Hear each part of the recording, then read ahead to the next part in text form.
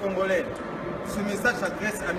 Héritier Kabila, mieux connu sous le nom de Héritier Watanabe. Mon frère, Juan Nikolangaï, donc Yoyebi, na telemi pour la Makambu, Yamboka. Concert na eu le 15 juillet, na Olympia de Paris, avant que comme Mbilinga Nenge Yomoko Yembaki annule ton concert. Le 14 juillet 2017, Donald Trump a eu les États-Unis, c'est la fête nationale française.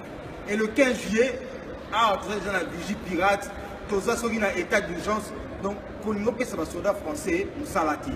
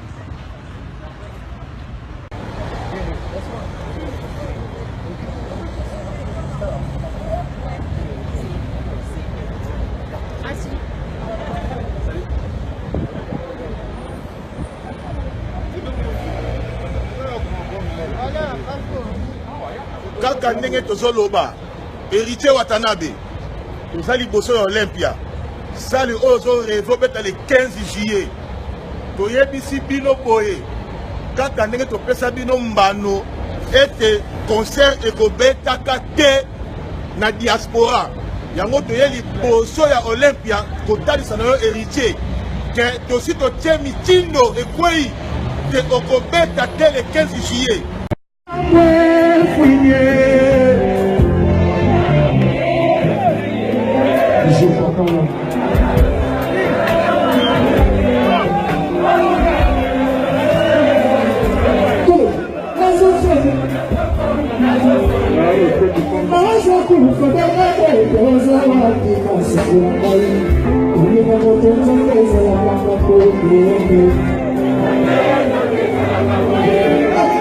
Sans la déception, c'est qu'elle me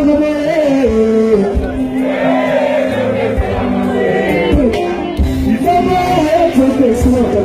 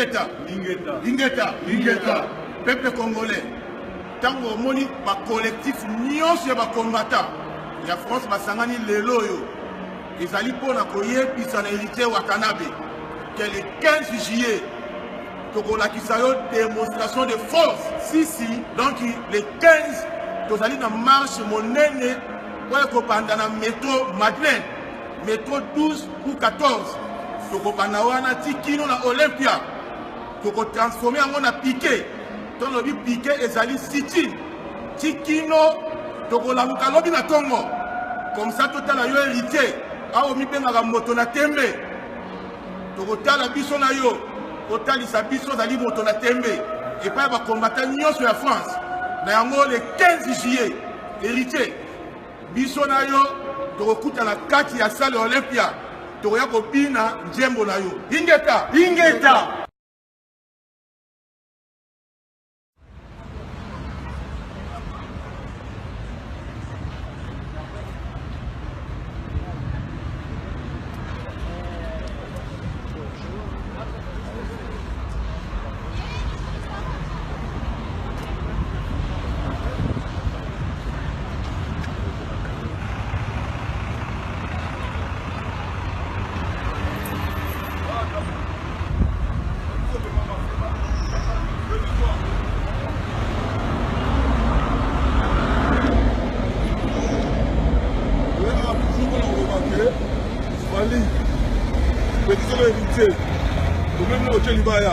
mais moi, le combat est cité, le Congo est toujours occupé, il y a Rwandais et Ougandais.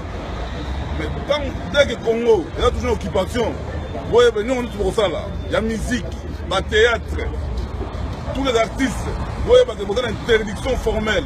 La musique, il y a un théâtre, il y a un cigale, pendant l'autre Fali, il y a un comme on met toujours les Congolais, on demande que les Congolais mettent l'invité, tout ça existe toujours. Le départ des Kanambe est imminent. Ingeta. La minute oyo, c'est de terminer à la cigale. Pour nous, c'est la musique et pour ce qu'on met à la mbokoyote. Congolais de la République démocratique du Congo. Le 22 juin, c'est prévu, vous allez faire chanter l'artiste musicien congolais ici chez vous. Et nous, ça fait 5-6 ans, le patriote congolais, on avait décidé, il y aura plus de concerts des Congolais partout dans la diaspora congolaise, et plus précisément ici en France. Et là, bon, il a négocié avec vous, peut-être avec les producteurs, vous vous occupez que pour la salle. Mais on vient vous avertir, mais on ne fait pas les menaces, on vous dit, les concerts de cette personne qui s'appelle Fali est annulé. Essayez de voir avec les producteurs et l'artiste. Vous lui dites, les patriotes congolais qui sont venus, il n'y aura pas les concerts le 22. Si, aujourd'hui, nous sommes venus, il y a quand même la trêve. Aujourd'hui, c'est le 13 mai. Nous sommes venus vous avertir un mois et demi à l'avance. Ce n'est pas dit qu'on viendra les mêmes jours. Là, on est peut-être au nombre de 30, mais la prochaine fois, on sera peut-être plus nombreux que les personnes qui seront à l'intérieur des cigales. Même s'il y a autant de policiers, pour nous, ce n'est pas notre problème.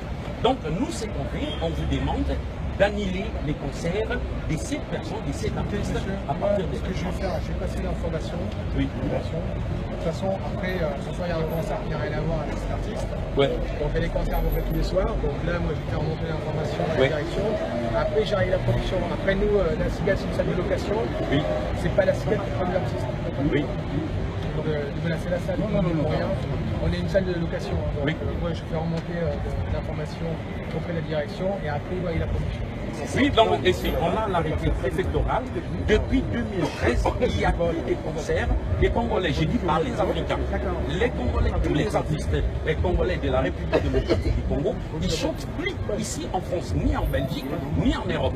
C'est pour ça qu'on avait dit, tiens, on tenait vraiment à venir vous avertir de façon que vous vous préparez à partir de maintenant.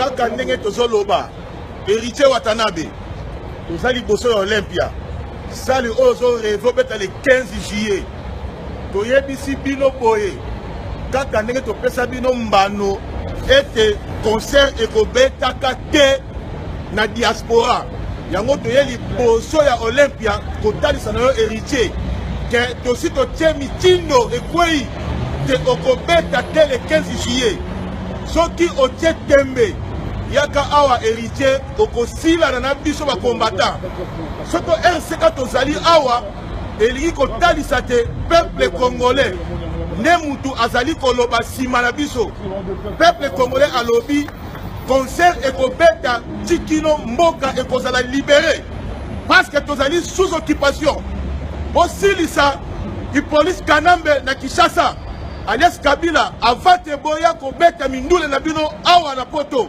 tolobi pe tosilisi concert ezali annulé ingeta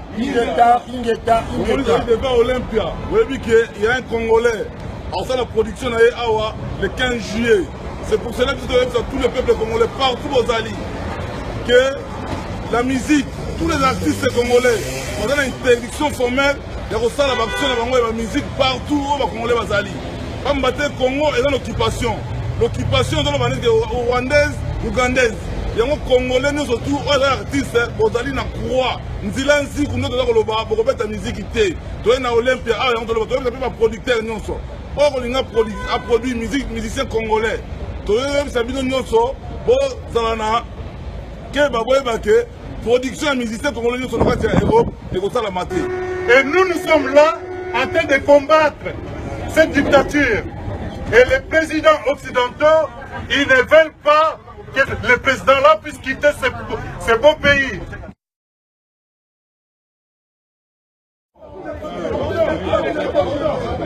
Là on est à Château Rouge. Ça c'est sûr. Là-bas.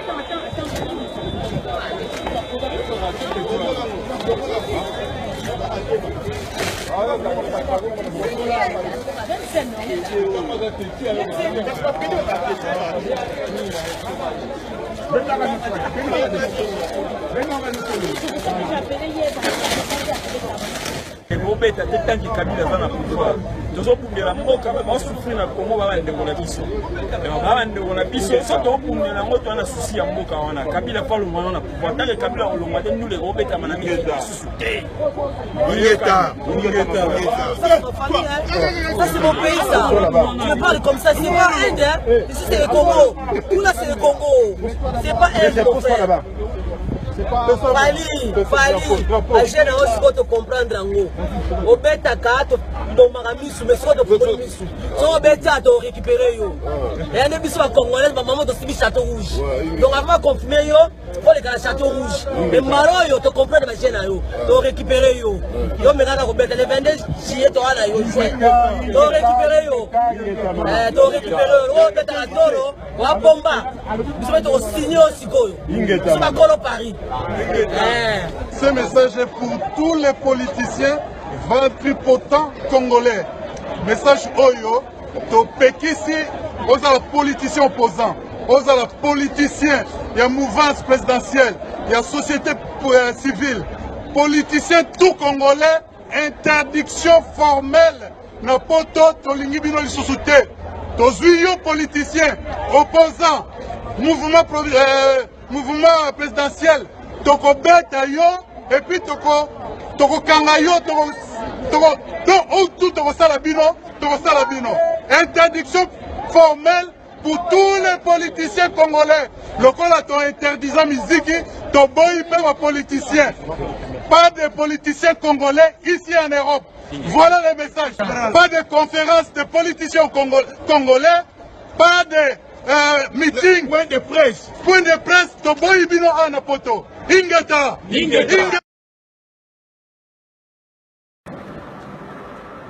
Peuple congolais, ce message s'adresse à M. Héritier Kabila, mieux connu sous le nom de Héritier Watanabe. Mon frère, Juan Nicolangaï, donc Yoyebi, la télémi pour la Makambu, Yamboka. Concert na eu le 15 juillet, na Olympia de Paris, avant que comme Mbilinga, Nenge Yomoko Yembaki, annule ton concert. Le 14 juillet 2017, Donald Trump a eu des États-Unis, c'est la fête nationale française. Et le 15 juillet, tout ça, la vigie pirate, tout ça, c'est un état d'urgence. Donc, quand on a un soldat français, nous salati. Quand on a un soldat nous salati. Donc, annule ton concert pour te dire que le concert nous a politisé. Bateau va en cima héritier. Bateau va en rappeler pour que ça ait conseil.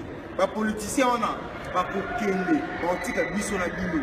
Et après départ na bango, sans na bino aux alani. Ingeta. Ingeta. Le peuple congolais rendez-vous à moi le 15 juillet à Paris. On a pour ça la tout annulé concert il y a hérité. Tu dois dire concert est coupé tâté parce qu'il manque de occupé. Tu dois dire concert est coupé tâté parce que il y a les moyens au pouvoir et au pouvoir d'aller pour ça là pour a déstabiliser l'action et à affecter la population. La diaspora a pris conscience du enjeu au total dans le et la diaspora a pris les choses en main. Il y a d'autres qui n'ont pas congolais tout. À qui on est arrivé à un concert, il faut continuer peut-être à la gare maintenir. Rendez-vous est allé le 15 juillet, donc ça là tout pour empêcher le concert. Voilà, marche chez Ali et Koubanda. La place, il y a Madeleine, na Olympia. Donc après Olympia, et qu'on s'est transformé en sitting pour la Tina Tom. Donc nous avons pris des précautions. Il y a une autorisation préfectorale que Seigneur Binoboya, qui peut tenir rendez-vous, lui surtout à Congolais tout, le samedi 15 à 15h à Madeleine, métro Madeleine, ligne 14, ligne 12, tout le monde a une l'église, tout le monde. Et puis, à Olympia, nous avons l'autorisation. Et puis, comme à Olympia, nous avons l'autorisation de transformer l'événement dans le sitting de la Tongo. Les billets sont mis pour que les gens na kati. Les billets sont mis pour que le peuple congolais réponde héritier de combattant, de résistant, de patriote. Donc, le peuple congolais, il faut qu'il y ait une forte mobilisation. Il faut qu'il y ait vraiment une volonté de effectivement le combat à niveau de diaspora, la résistance continue, elle est toujours à l'œuvre et pour ça, tout pour la libération en Boka. Encore une fois, c'est Ingeta. Bon, message de l'évaniste, surtout pour le peuple congolais, parce que héritier déjà, nous avons considéré le format héritier parce que vous pouvez dire. Batumi Baba et que notre monde nous voit les Cambouis héritiers, on dirait au sein de l'unité qui est boutique. Non, stratégie à toujours pour mettre déjà ma discussion dans le en place pour empêcher le concert et à moi dans l'héritier parce que l'héritier est obligé de le problème à Congo est très grave que le concert de Bino, l'orchestre de Bino. Jour wana, aux aussi dans la négociation, tout le monde y a tous à l'événement, ils ont les 15, ils ont dit samedi à semaine, ils ont dit samedi à semaine. Nous allons quitter la réunion stratégique, mais toujours mais comme ça la pour appuyer bas, les niveaux pour ça la pour appuyer bas des salades. Les musiciens on a quand vous opérez ça mission pour ça les bébés, vous opérez ça mission sur les candas. Nengeji Basalaki, Nengewera Salaki et consort. Héritier, vous avez la carrière le belé moi là. Vous avez la carrière et belé. Attaquer le oyo, pouvoir voir la politique quand même des insultés. Tant que nous sommes pour continuer la musique. Mais le coup là vous avez pour s'entêter, vous avez la face contre vérité. Et je pense que vous avez la même sort. Le coup la Wera, le coup la JB, le coup la Kofi, le coup la Nyoka Longo, Bawaze quoi. Tous ces gens là où Bayembe là qui m'ont là. Que lobby na Congo ya lobby. Jamais va œuvre na bango même aux qui avant une politique quand même la Bokawana et vous allez dans la public te peuple relu kakamote. Donc héritier toujours supplier au il a fallu déjà oui dire mon réponse a fallu boyer dire mon ministre vous pouvez tenter tozalaki na réunion stratégique na bassociation ebele ndenge tosangani ala baninga mpona koluka ndenge nini tokosala peuple congolais boyebake so tozosala makambo ezali surtout pour l'intérêt général mboka na situation oyo lelo tozali plus bas que la terre oyo mwana wana ya mopaya ikonis kanambe ndenge aza koyemile mboka na ndenge bacongolais bazokufa bafauche commune ezose renouve partout na congo en plus barwandais bakomi koimpose bagouverneur na bango na baprovince na bango ebelebele bakabola wana babanda kodetere sikoyo bakoro wana eza na bafauche commune babanda kokile yango mpona koefase batrace e bato ebele bazoyeba te toyebi na concert afali ntango ezalaki annulé jeudi concert ezalaki annulé mais vendredi na 16h na Kinshasa basalaki réunion na baservice wana ya barwandais comment concert ya individu comme fali ezala annulé baservice na bango esali réunion mpona koluka ndenge nini comment concert ezobetama te na diaspora mais totikala koyoka te ke baservice na bango ezosala réunion mpona bafauche commune mpona insécurité mpona climat de terreur oyo peuple azosubir na mboka cela veut dire jamais tokoki kotika espace na baantivaleur oyo bayebi valeur ya mboka te bazotala baintérêt na bango personnel mpona koambouye peuple congolais donc rendez-vous eza toujours samedi ya le 15 itinéraire na biso ezali tokobanda partir matin ti tokoya osukisa devant Olympia donc bandeko nyonso boya biso tozokontinue toujours campagne na biso tina ndenge tokoma na makambo wana so ingeta eza bacombatant ya musike te boti koconfondre ke wi totelemelaka musike totelemelaka musike te comme bamusicien wana baza baassocie ya bapoliticien yango tozola na bango ntango tokangaka batambwe mwamba na bakengo wadondo bino batolingi musike ebeta bolobaka te soki amaka bamusike wana bobimika bafacebook na baclavier koloba regardez-moi bien naza combattant ya musike te et je m'en fous de la musique topekisi concert mais musique toyokaka musique mais topekisi nde concert ingeta peuple congolais ntango omoni bacollectif nyonso ya bacombattant ya France basangani lelo oyo ezali mpona koyebisa na héritier Watanabe que le 15 juillet tokolakisa yo démonstration de force si donc le 15 tozali na marche monene oyo ekopanda na métro Madeleine métro 12 ou 14 tokopanda wana ti kino na Olympia tokotransforme yango na piquet to lobi piquet ezali sitting ti kino tokolamuka lobi na tongo comme ça totala yo héritier awo mibengaka moto na tembe tokotala biso na yo kotalisa biso ozali moto na tembe epai bacombattant nyonso ya France na yango le 15 juillet héritier biso na yo tokokutana kati ya salle Olympia tokoya kobina nzembo na yo ingeta